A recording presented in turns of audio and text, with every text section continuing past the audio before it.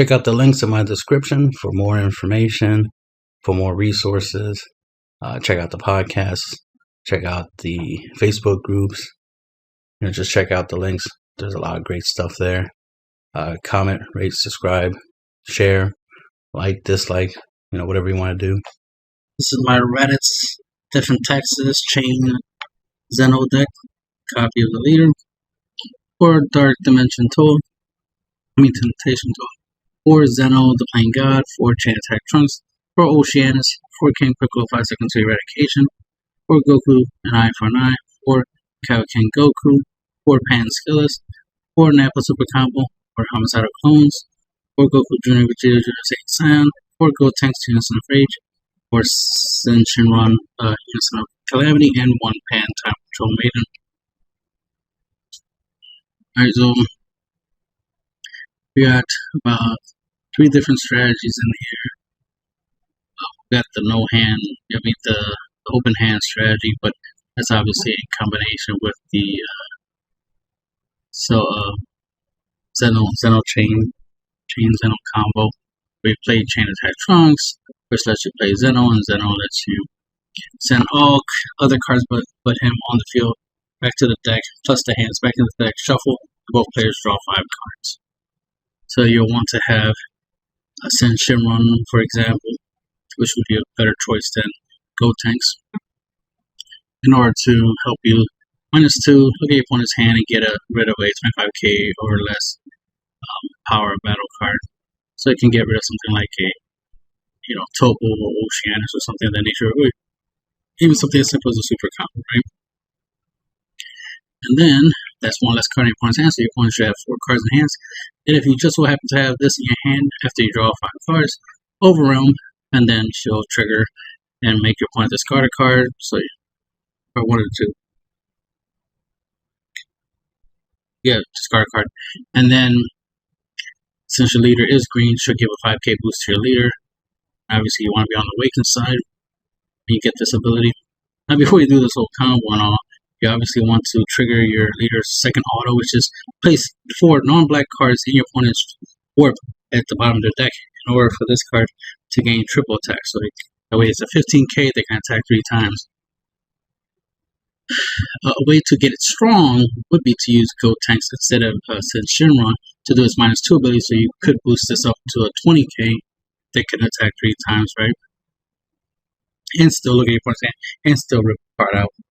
So this does combo pretty well with the leader if you want to get the leader up to 25k, because this will essentially make it a 20k into end of turn, and then this will give it an extra 5k, so make it 25k to end of turn, and it'll be able to attack 3 times.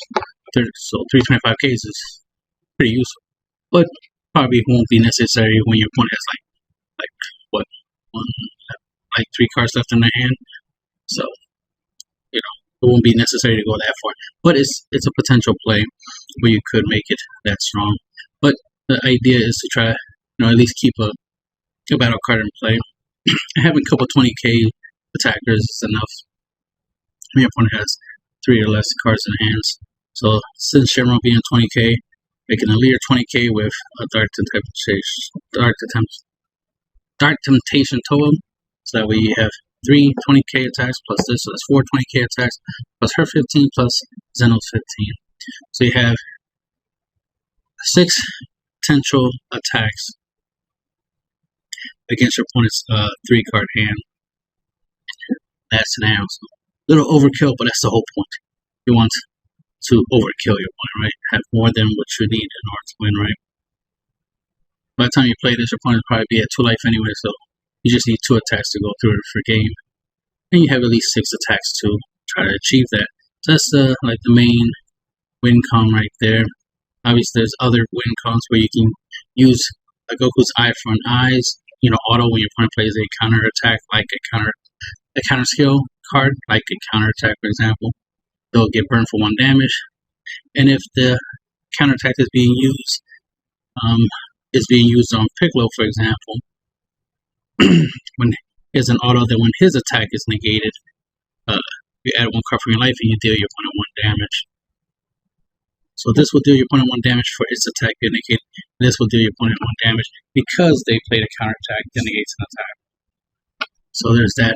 The cool thing about Piccolo is that even if the negate is not from a counterattack, it's from like a skill, like an auto or something, then this will still burn them from one. This won't trigger because it only triggers from counter skills, but the most common way of negating attacks tend to be from counterattacks anyway, so this combined with this is 2 damage just for trying to negate his attack.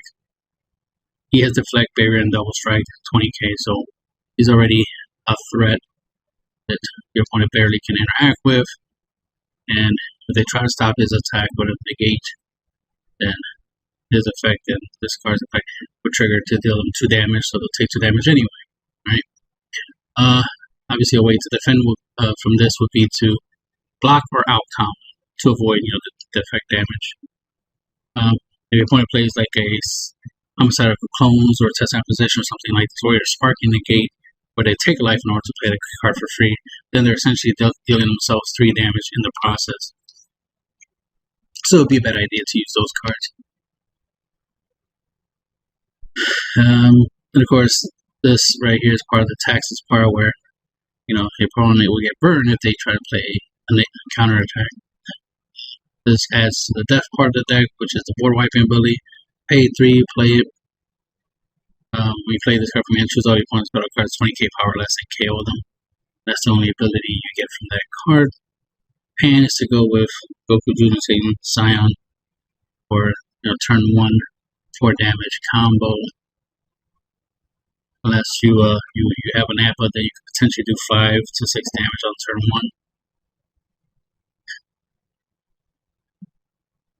1. Nappa does come in handy, like after the chain Zenoh play. If you happen to draw him, then you swing, combo, he hits the field, and then swing with something else, combo again, make that stronger. So it's a good way of making sure your attacks are really, really strong. Oceanus, Floodgate Defense, obviously. Homicidal Clones, similar use to be able to stop 1 or 2 attacks with it. We're mainly using it to take a life and play for free. We're not paying 2 green for it, so that's what it's there for. Essentially as a free negate. Go Tanks is mainly for its -2 ability, where we get to choose our leader, -5k from it for the turn, and then it will its auto will trigger, so it will get a 10k boost. So basically, it's getting 5k boost to the turn. And then you can look at your opponent's hand, choose a multicolor battle card and send it to the drop, or a battle card with 10k power or less and send it to the drop. Essentially, pretty much for the same reason. Do the -2. Look at your opponent's hand, choose up to 1 battle card in your opponent's hand with 25k power or less. Set it to the drop. It also has the +1 ability where you can choose up to 2 of your opponent's battle cards, and they get -15k power. So it's a pseudo board wipe in that regard. So help us maintain board control. Plus, it has the effect that your red cards can attack your opponent's battle cards. Since he's a red card, he can attack your opponent's battle cards in active mode. Any of your other red battle cards can, obviously attack your opponent's active mode battle cards. So something to keep in mind, because that might come in handy. And then Pan, she's an ultimate. For every battle card that's in play, she gets 2 costs cheaper.